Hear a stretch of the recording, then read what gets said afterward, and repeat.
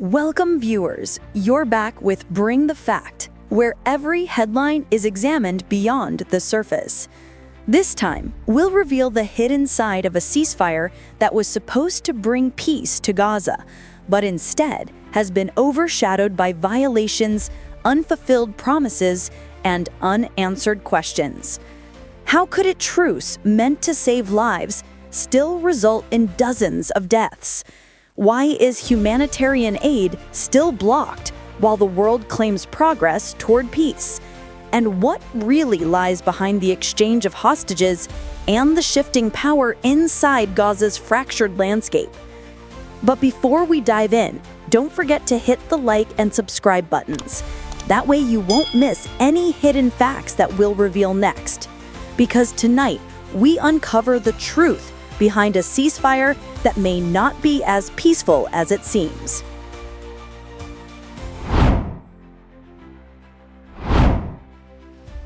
The ceasefire in Gaza was meant to mark a turning point, a rare pause in months of unrelenting bloodshed.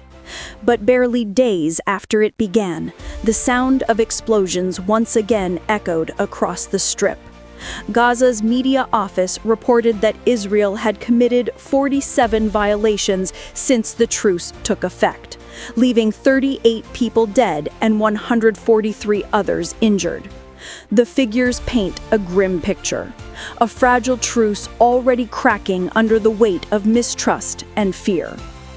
Among the dead were 7 children and 3 women from a single family in the Zaytun district of Gaza City. They had tried to return home, hoping the ceasefire would protect them. Instead, their vehicle was struck before it could reach the ruins of their house. Israeli forces later claimed the car had crossed what they called a yellow line, a restricted area near the front line. But witnesses insisted there were no warnings, no visible markings, only sudden fire that turned a homecoming into a massacre. Scenes like this have become tragically familiar. Families returning to check on their homes are met with gunfire or shelling. Streets once bustling with life now lie in silence, covered in dust and debris. The ceasefire exists on paper, yet the reality feels like a continuation of war by another name. Israel's military argues that Hamas fighters have also broken the truce.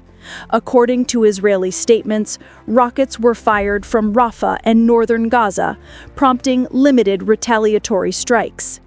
Each side blames the other, but for civilians trapped in the middle, the exchange of accusations brings no comfort. They are left counting the dead, repairing the ruins, and wondering when silence will truly mean peace. Late last week, the truce faced its most serious test. 2 Israeli soldiers were killed in an explosion near Khan Yunis, sparking a wave of airstrikes that flattened several residential buildings. Gaza's health authorities said at least 26 people were killed in those strikes alone. Israel described the action as a defensive measure, calling the ceasefire revived after the escalation, but on the ground, few could tell the difference between war and peace. In the markets of Gaza City, vendors still open their stalls among the rubble. Bread is scarce, fuel even more so. At night, the hum of generators competes with the distant thunder of drones circling overhead. Parents whisper to their children that the fighting has stopped, yet their eyes betray doubt. Every distant bang makes them flinch. The United Nations has warned that without accountability, any ceasefire will remain temporary. The rules of war are written, but the dust of Gaza seems to erase them as quickly as they are declared. In one report, an observer described how the air smells of gunpowder and fear, not peace. That observation, bleak as it sounds, captures the mood of a population too exhausted to hope, yet too resilient to surrender.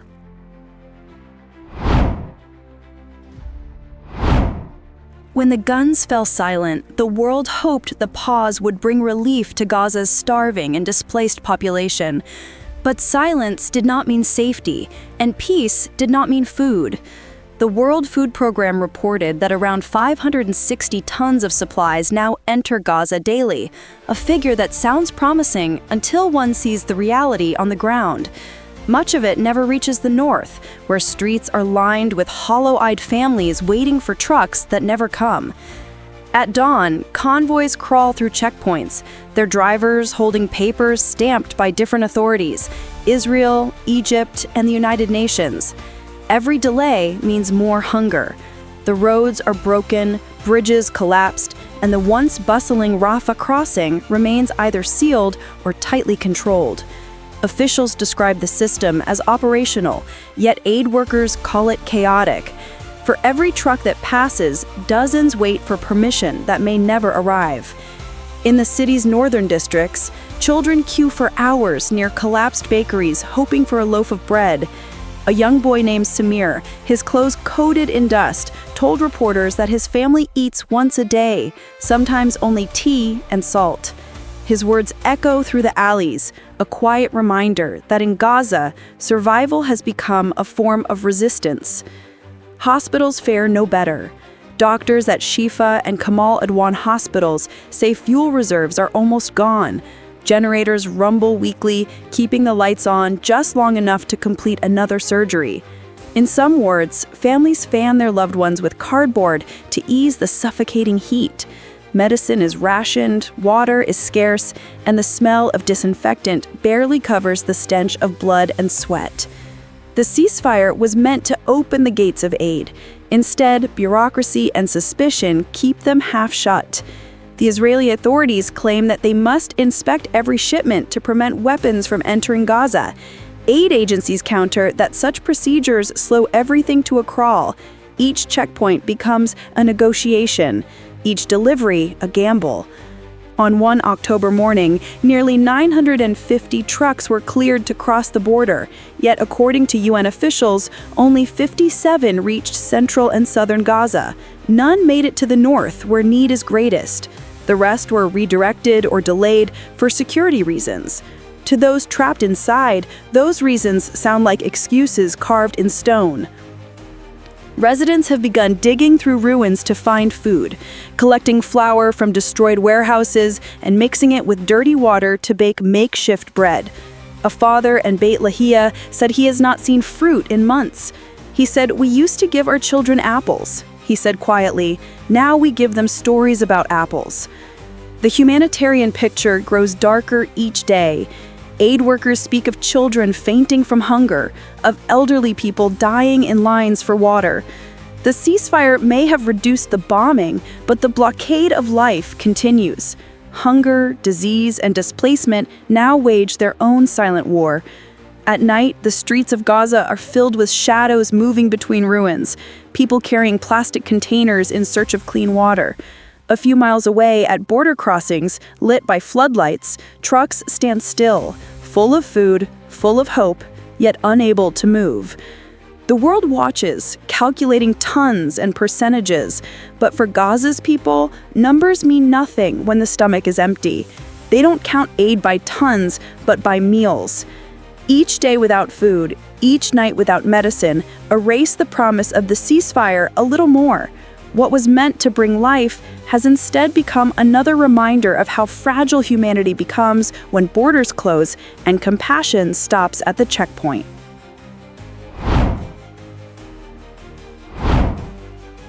As the ceasefire struggled to hold, another kind of battle unfolded, one of politics, control, and survival. Beneath the shattered skyline of Gaza, power was splintering. The war had weakened institutions, and what remained of authority was scattered between Hamas, local clans, and armed groups that no longer took orders.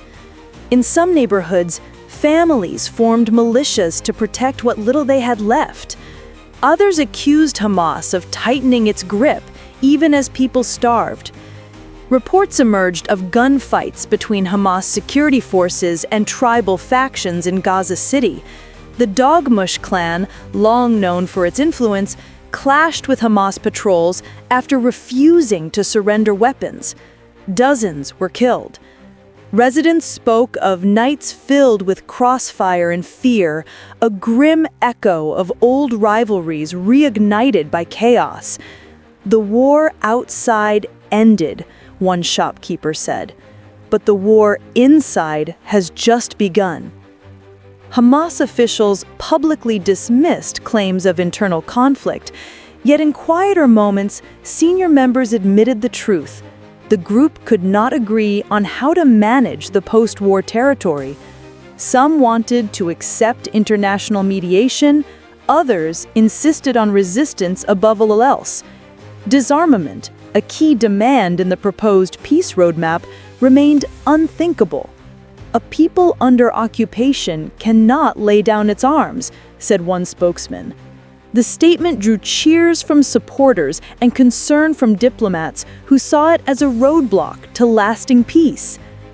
Meanwhile, a delicate exchange was taking place under the supervision of the International Committee of the Red Cross. As part of the truce, Hamas began returning the bodies of Israeli hostages recovered from beneath the ruins, but the process was slow and painful. Many remains were still trapped under collapsed tunnels, unreachable without heavy machinery. Hamas claimed that Israeli airstrikes had made it impossible in several sites. Israeli officials responded with skepticism, accusing Hamas of withholding information. In one particularly tense moment, Israel announced that one of the bodies handed over was not on its official hostage list. The revelation fueled outrage in Tel Aviv and deepened distrust toward the ongoing process. Still, both sides knew the exchange had to continue. For Israel, closure. For Hamas, political leverage. Beyond Gaza, the world's diplomats worked overtime. American envoys shuttled between Jerusalem, Doha, and Cairo, seeking to stabilize the fragile truce. Egypt urged both parties to commit to phased reconstruction, while Qatar promised new funding for humanitarian recovery. Yet progress was slow, tangled in the same web of suspicion that had defined every previous agreement. In Washington, senior officials described the ceasefire as revived but wounded. They warned that any collapse could reignite full-scale war. The United Nations echoed the concern, noting that without political reconciliation and open borders, Gaza risked descending into chaos. On the ground, however, few believed international promises anymore. Too many had seen convoys turned back. Too many had buried their families. Still, small signs of life began to appear.